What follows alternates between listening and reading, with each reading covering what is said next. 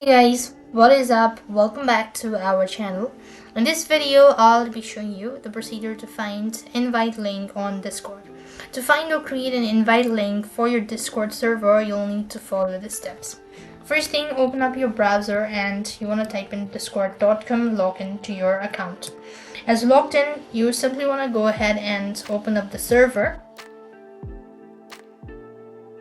As logged in, you simply want to go and open up the server for which you want to find the link.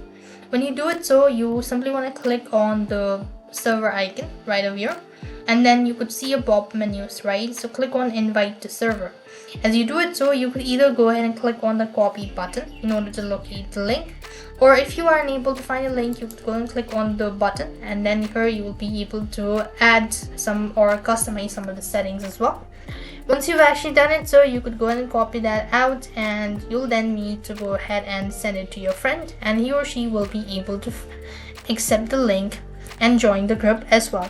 So this is how you could find invite link. I hope the video was helpful. Make sure to like, share and subscribe to our channel. Thank you for watching. See you in the next video.